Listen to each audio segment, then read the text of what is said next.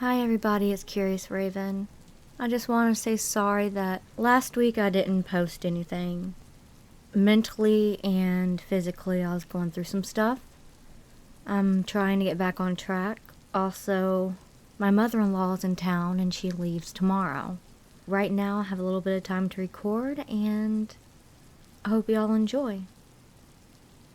Half of my childhood home, the half my bedroom was in, was built in the 1800s and was originally a farmhouse.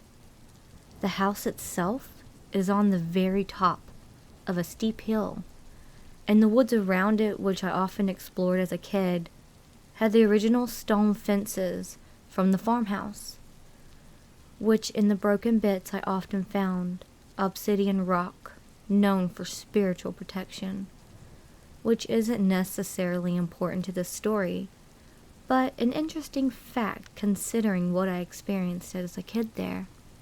The first paranormal event I remember was when I was about 6. My sister and I shared the same room. This room, which I'll just call the purple room, as it was originally, although painted over, a very deep dark purple. One night my sister woke me up yelling. At first I was confused and tired, until I heard what she was yelling about. Coming from the window was the sound of wet hands squeaking in an aggressive pattern. It was not raining, and the room is on the second floor away from any trees, and was too high for anyone to climb to make such a noise. So both petrified, we ran to tell our parents, and we had them check. But the noise stopped as soon as my dad came to check. So we went back to bed, and not even 5 minutes later it started again. And so again, we ran and had our dad check. And just as previously, it was silent. Nothing. This cycle happened one more time before we just slept downstairs. But whatever it was, very strategic about its actions and who it wanted to present to. The second paranormal event happened shortly after my sister moved her bed to the room beside mine. In other words, it happened as soon as it was only me in the purple room. I was around 7 or 8, I think, and I was crying while putting away my laundry. I can't quite recall the reason I was crying, but I remember it being something petty. Perhaps it was because I had to do laundry. Regardless, I suddenly stopped for no apparent reason, as I remember still feeling upset, but I stared blankly around the room. You know, the blank stare you'd make as a kid trying not to cry while being scolded. It was that kind of blank stare. Anyways, I then looked up and saw a hooded old man. He was maybe 5'6", but only visible from the shoulders up. He was like a hologram, in a way, see-through but extremely clear, and a white slight pale bluish color. I don't know if he emitted light, as it was broad daylight when this happened, but he was extremely detailed, and I can still remember the pores on his large nose and sagging cheeks. He had thin lips with deep smile lines, I think they are called, and his eyes weren't visible, but his eye bags were. His eyes themselves were covered by the hood he was wearing, and the hood itself was rounded and sat flat over his head and wasn't pointed or anything. He then just disappeared after a minute. I wasn't scared, but he just had a sour old man vibe, and once he disappeared, I just finished my laundry calmly and went back downstairs. After this sighting, I had named him Newman. Not sure where the name came from, but it's spelled specifically with an uppercase for whatever reason. After that, I started talking to him and them. I don't know where them came from, but yeah. I went about my day and about random things I found outside. He and them never talked back, but I could tell it was appreciated when I did. The days I didn't feel anyone waiting, and would apologize and say I'd talk to them tomorrow. Around this age, still 8, maybe closer to 9 now, my friend and I started using a spirit board at recess, This is what I think started the Shadow Man sightings. The spirit I knew was not Newman. Newman had a comforting feeling in his sternness. This spirit was just fear-inducing. It would lay under my bed in a way where its head would be visible from the shoulders up. And although it was just a black mass, you could distinguish its limbs and head and stuff. Anyways, it would stay in that position at night until I would spot it, and then it would rush under my bed, rush underneath my head in reverse. By that I mean its feet would rush to the head of the bed, so its shoulders were also under the bed, if that makes sense. But when it did this, it would make rushing, moving noises on the stuff underneath my bed, garbage bags that stored stuffed animals that I rotated on my bed, and a hard plastic bin with winter blankets and clothes. It was a very distinct and disturbing sound and whoosh. This shadow man figure would also knock on the walls a lot. I have a video of these knocks on my old iPod somewhere, but these knocks had the same fear-inducing vibes, and were not Newman either. This never went away, but the fear became manageable, and the experiences lessened the less scared I was. It was during that same period when I saw Newman for a second time. I was up late on my iPod, and I felt a presence to my right, which I feel like I should add that to my right was a wall my bed was pushed against.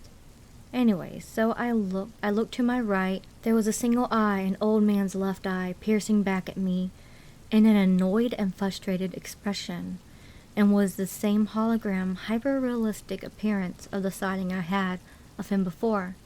It made me jolt, but I didn't feel threatened by it. Like before, just felt like I was being lectured. But it disappeared as quick as it came. After that, I turned my phone off and went to bed. I did tell my parents the next day, but was ignored. These next two incidents happened when I was around 12 to 13, and they happened outside of the Purple Room, and are the only two that have happened in this house outside of the room, although they were both still on the side that was built in the 1800s, which is strange. Anyways, the first incident, I was upstairs and home alone. I was in the Purple Room and I heard papers being shuffled downstairs. Confused as I was home alone, I paused my music to get a better listen. But after I paused my music, the shuffling of the papers got louder and became aggressive, as if someone was throwing paper after paper in a fit, trying to look for something frantically, or just annoyed at something. I then walked out of my room, over to the top of the stairs to look down to see if I could see anything. The noise still continued, and I could tell that the noise was coming from the right side of the staircase, which to the right is a home office area at the end of the hallway, and right beside the front door, which is important for the next story. Anyways, I still didn't see anything, but could still hear it. So I took a step down the stairs and immediately stopped as if it knew I was there. So I then ran back into my room and jammed the door shut till someone came home. But no one had broken in upon checking, so it was dismissed by my parents. The second incident, I was downstairs in the kitchen when I heard loud aggressive knocks on the front door. The one beside the home office where I heard the papers, my sister was supposed to be dropped off by a friend that day, so I went over to the front door, figuring she was annoyed. I locked it and opened it and looked around on the screen porch, but she wasn't there. So I checked the door on the screen porch that leads to the outside, and it was locked, so I knew it wasn't her or a person, as if it was a brick house and the porch was half brick, so no one could get into it without you hearing it or noticing a cut screen panel. So freaked out and aware that it is not good to open a door for a spirit to let them into your home, especially not one that's knocking angrily. I went back to the front door that leads inside and said, "You are not allowed in, leave," and then shut and locked the door again. I then returned to the kitchen, and immediately the door handle started violently shaking up and down, and the door was shaking as if someone was trying to push it. I went back and shouted, "Get out," kinda hopelessly. But after that, It only continued for under a minute, and then it stopped abruptly. For whatever reason, I felt like the paper shuffling and the door were related, as I got the same aggressive and frantic annoyed feeling from them. The last two incidents that happened before I moved were both involving Newman.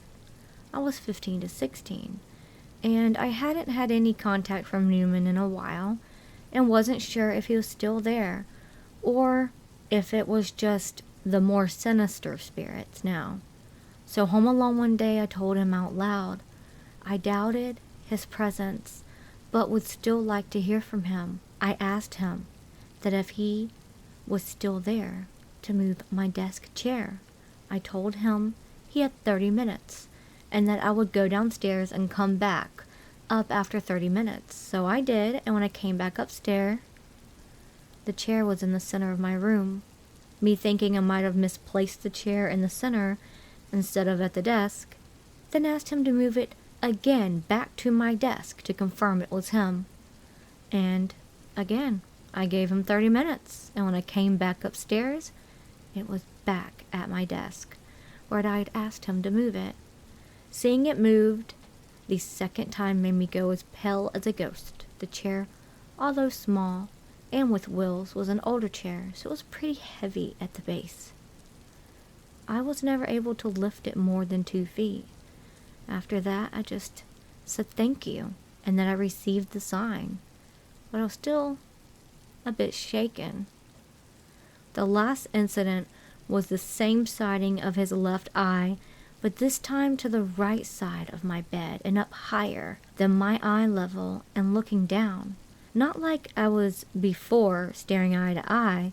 This time, it also didn't make me jump, but I can't remember what I was doing. Before, I just remember seeing him, then him disappearing, and then me turning off the light and going to bed. Overall, the house was strange, but other than the window incident my sister also experienced, no one else ever saw or heard anything. For whatever reason, it was only me, and since moving, I haven't had any encounters with any entities, but I still feel like, and in a way, I hope that Newman has stayed with me. I'll reply to this post if I ever see him again, but it's been pretty radio silent. I do also have a pic of a set of eyes that I taken when feeling something looking at me, but I can't figure out how to submit it on this post. If you know, let me know. Anyways, feel free to ask any questions, or please, if someone knows anything about the name Newman or any of the type of spirits in these stories, please let me know. I'd love to hear any theories or explanations or similar experiences.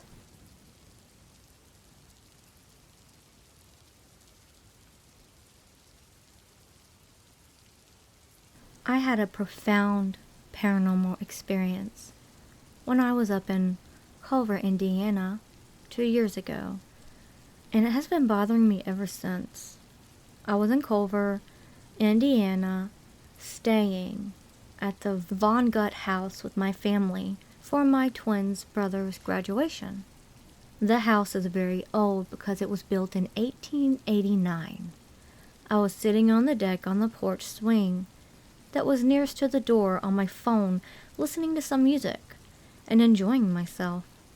It was the middle of the day, around 12 p.m., bright and beautiful outside.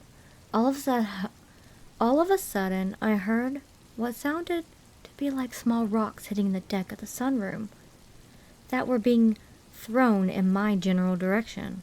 When I looked to see who threw them, I was thinking it was my cousin, trying to be annoying.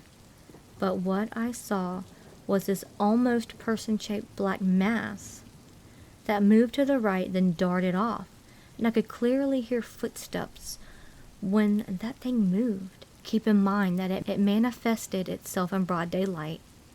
I went to look at what was thrown at me, and it was 3 pieces of gravel that were around the area below the sunroom. And when I looked down over the sunroom rail and to the right, nothing was there. I was well above 7 feet high off the ground due to the sunroom being elevated, and my cousin, who was about 8 or 9, couldn't possibly be tall enough to be visible. Couldn't possibly be tall enough to be visible through the railing. That thing's head was a little below the top of the railing, so it must have been over 7 feet tall. Needless to say, that experience scared me shitless. That I am now no longer a skeptic. Does anyone have a clue as to what I witnessed on that day?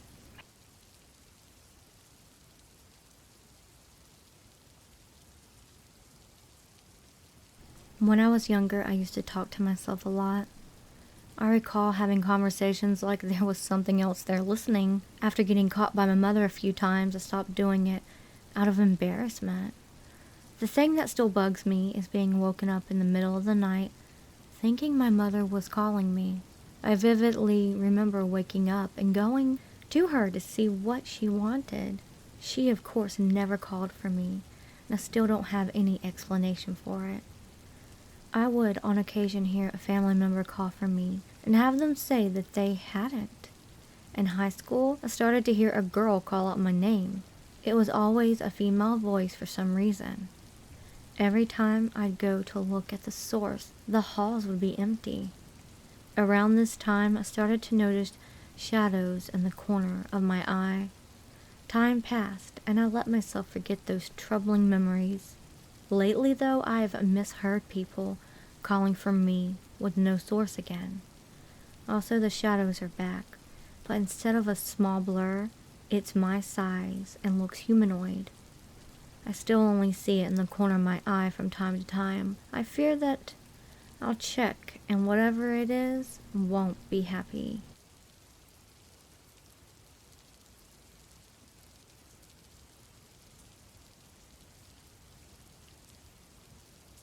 As a child, 11 years old, we moved to an old barn which my parents wanted to renovate.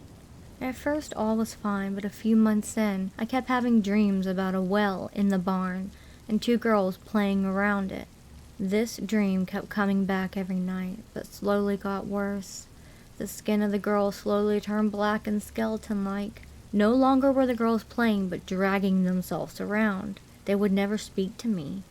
At this time, I hardly slept, and my parents were convinced I had some underlying issues. When I told them about the location of the well in the barn, they would not believe it was there. A few months later, and the dream was just the same every night, the 2 girls were floating in the well, basically skeletons and pointing upwards. One day I couldn't take it anymore. I took an axe and started chopping at the location of the wall. My parents stopped me, thinking I had completely lost it. Only after dragging me away,